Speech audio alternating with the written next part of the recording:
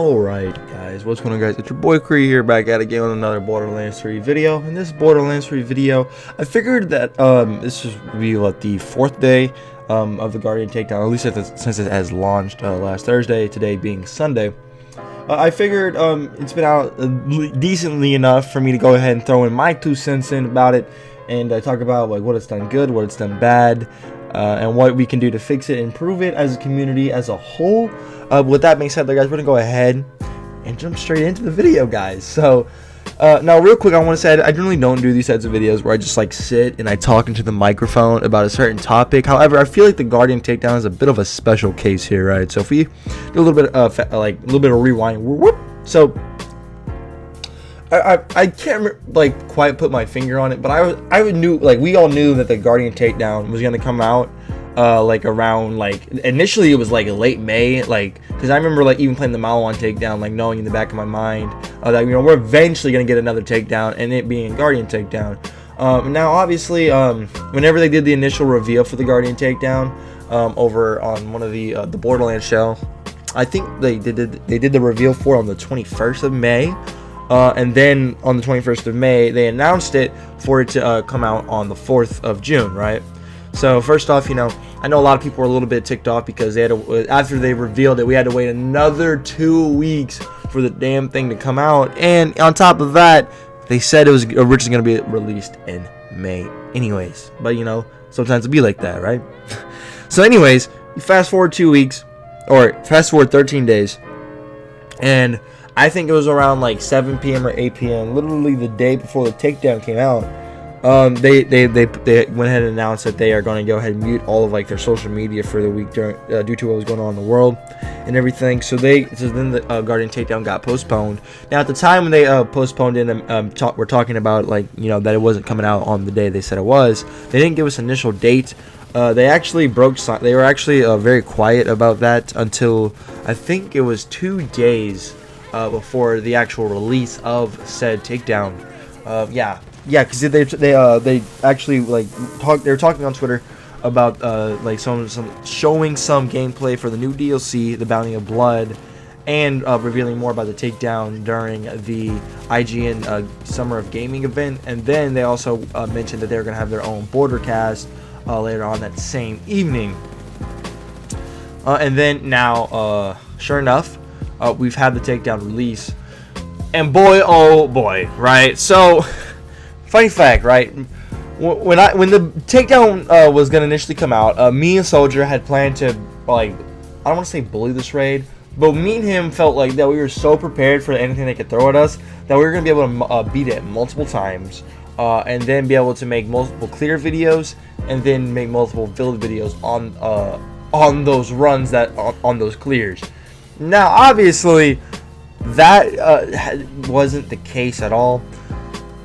So what they did, they nerfed 3 of the big time weapons: the Sandhawk, the Yellow Cake, and the Chaos Sand the day of the takedown, to go along, you know, with the phase 1 patch. You know, we get phase 2 with the DLC on the 25th, which is in 11 days. I can't believe we're getting more new content.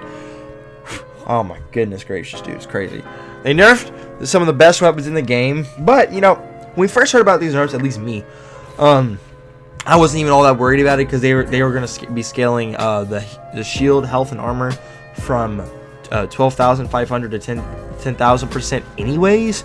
So I didn't even think that was going to be that big of a deal. Well, you know, when you hop into the actual Guardian Takedown, these enemies are just built differently, dog. Like, these enemies are legitimate tanks. Like, they are force-fed some freaking steroids, mutated type of food outside in Texas on some random-ass area, dude. Like, without a doubt, the enemies are on steroids, bro. It's like they're made out of plutonium, platinum, diamond, obsidian, and whatever material Captain America's shield is made out of. That's what these enemies are freaking made out of, it feels like, bro, because they are absolute bullet sponges to the max, right? It's like, honestly, like, first impressions when I jumped in, I was like, yo, am I doing like a lot less damage, or is this just me? And then I was like, wait a second, no, the enemies are just this darn tanky. And on top of that, they nerfed the 300% anointment, bro. Like, they nerfed the 300% anointment, the Yellow Cake, the Chaosin, and the Sandtalk the same day they put out the raid. Okay, now I don't mind them doing nerfs to, you know, some super overpowered weapons, because, like, let's be real here, dude, the Yellow Cake was a cheat code. The Chaos Sand was overwhelmingly the best SMG, and the Sandhawk, I mean, I love the Sandhawk personally, but that is just your boy's opinion. Now, if we're gonna be comparing takedowns and stuff, so the initial like release of the Maliwan takedown proposed a bit of a challenge, especially that was also when Mayhem 4 was reduced. But it wasn't this daunting of a task to beat. First off, it was very straightforward. It was very, like, you knew what you had to do and where you had to go on your first run through. Like, it wasn't hard at all to know where to go through. Now, you play the Guardian takedown, bruh. You get to the first set of crystals and you're like, what the hell is this, bro? Am I playing King's Fall? Am I playing Borderlands? it's one of those types of things, bro. I don't know if y'all ever played any of the D1 raids, but that's how I felt about it personally. Now, don't get me wrong, right? I do like how they implemented multiple different phases of the raid without having to implement like a shit ton of bosses. However, I do feel like the excessive jumping puzzles, the excessive ability for you to fall off the map and have the raid punish you for falling off of said map, which is so very easily able to occur, is kind of ridiculous, right? When I'm talking about, when I say that the raid is very punishing, I'm saying that you get super penalized for the slightest of mistakes, right? Now, for instance, if we talk about the first area before Anathema, here's what can happen, right? You can you battle your way through the first door. If you don't know how to skip it, you need Speed Demon, but you can skip the first door. But if you are going to skip that door, you need to skip the second door as well, the first set of crystals. But we're not going to get into that right now. So if you you work your way through the very first door, then you go ahead, you plow through the crystals. Now, don't get me wrong, dude. Those crystal phases, at first, especially even now, sometimes can still propose a bit of a fucking challenge. And like, you know, when you finally do beat it, and then you open up the second door. Sorry. You're going to get bombarded by a lot more enemies. You kill all those enemies. You get past the bridge, right? You get past the very skinny, narrow bridge. Then, let's say you get to the next area and you clear all those enemies, and then you go down the area where you go to fight Athema. And let's just say that your controller died. You had your Monarch in bipod mode or something, and you just missed the jump to get onto Anathema's actual platform to start the boss fight. Well, guess what? Restart. Back to beginning. Do not pesco. Do not collect $200. Thank you for playing. Please come again. Please try again. Yeah, that's dumb. Let's say you blast through the first set of crystals, and then on the bridge, sometimes what I do on the bridge, bro, as soon as like the first set of ads is clear, I'll sprint, and then I'll phase grab, and then ties that bind and try and kill everybody very fast and efficiently. That's what I generally try to do. However, I've had now a few times to where I've done that, and then the Guardians spawn, and then head bash me, boom, boop, off the map I go, and death. Boop, retry, sorry, please come again. So then we actually talk about the actual raid boss, or two of them, Anathema. Now, me personally, I think that Anathema is a very, very fun boss and a very unique boss, right? So I would say that out of all the platforming areas, Anathema's area is probably it's definitely one of the easier ones to stay on and not die. Keep in mind though, you can get knocked off above over the barriers and wiped still, which is always the factor of having to keep like just in the back of my mind at any moment if a Guardian knocks me off the map, I have to wipe. There's only one checkpoint. That's after you beat the first boss. And like, this raid is lengthy, bro. This is a lengthy ass fucking raid.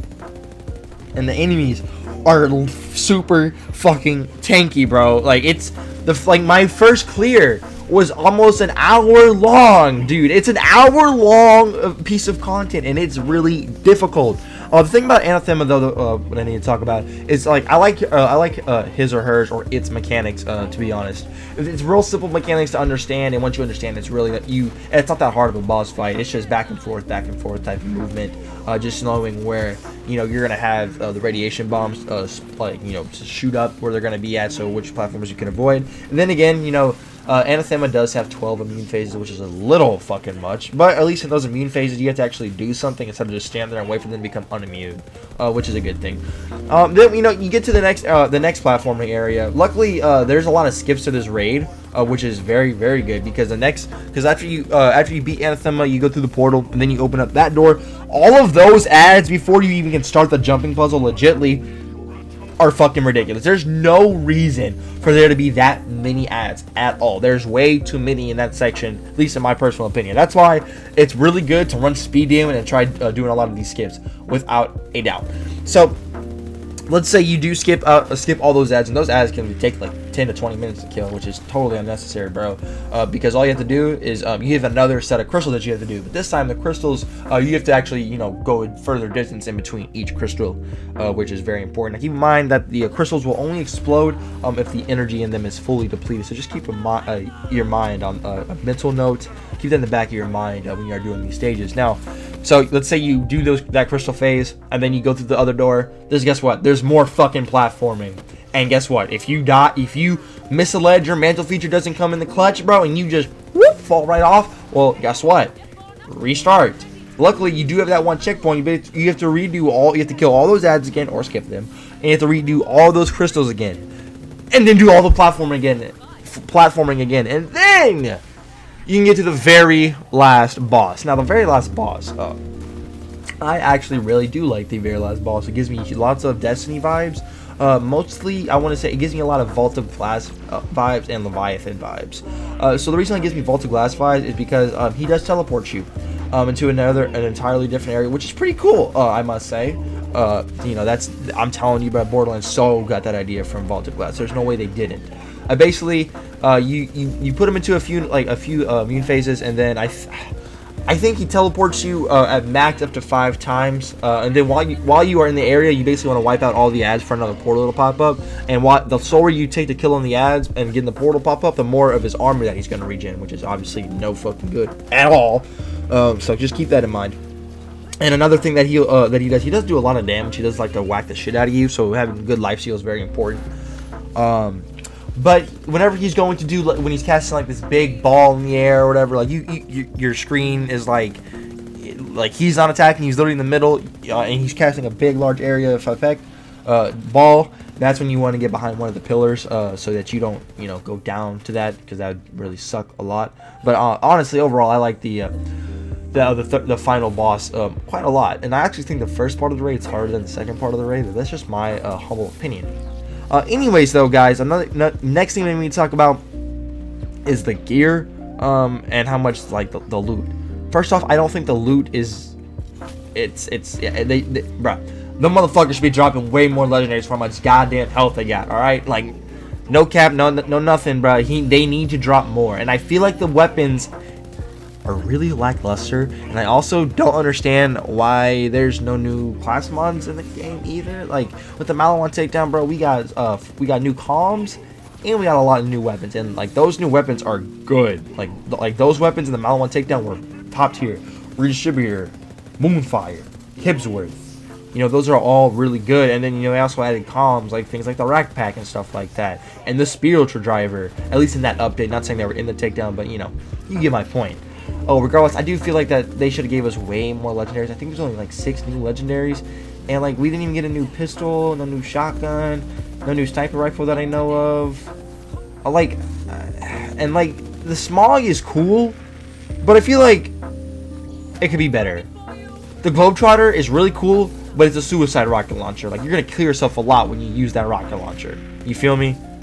And then the light speed, I haven't really even used the light speed all that often. And then the web stinger, bro, the web slinger, that needs way more freaking damage, bro. There's no way I should be having an M10 gun that doesn't even have over 1,000 damage when it's not times 2. Come on now.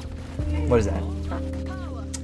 Not to mention that the raid is already super hard as it is. I should get way more rewards for going through the takedown than what's dropping already. Now, keep in mind, I do know that Gearbox did say that they will be nerfing the health within a few days, which is a very good thing, and we can all look forward to that. Hopefully they scale back the enemies just a little bit, brothers. Oh my god, it's like this is like one of the first pieces of content where like I've been like really forced to run my siren like through the raid like consistently. But other than that though, guys, that's gonna just about wrap up the video. I do feel like the Guardian Takedown is a very fun piece of content, although it's definitely really stacked against you, and it's by far the most punishing. The stupid platforming deaths that you can restart, that's dumb. I feel like if you fall off the platforms, you should either A, be able to respawn in those sections, or B, just not get reset all the way back to the beginning of the fucking raid. Maybe you go back to the previous door or something, but like, come on, dude. Come on now. Either way, though, guys, I want to know y'all's opinions on the Guardian Takedown. These are my thoughts and opinions, my 2 cents per se, my 2 pings, whatever the fuck you want to call them, my half nickel. Let me know your thoughts and opinions on the Guardian Takedown below. I would love to know your thoughts and opinions, guys. If you guys did enjoy the video, then go ahead and drop your little that like button and subscribe if you are new. Also, while you're at it, go ahead and get that bell down there. A bit of love to for me, I would greatly appreciate it. Also, a huge shout out to my tier 2 and tier 3 members, Lost Grace, my homie Chase, and Shanita Ward, and also the homie Squirrel Guru or Squirrel with a Gun did upgrade from tier 1 to tier 2, so I do appreciate that, homie. With that being said, though, guys, my name's Kree, and I'll see y'all in the next one. Peace out, everybody.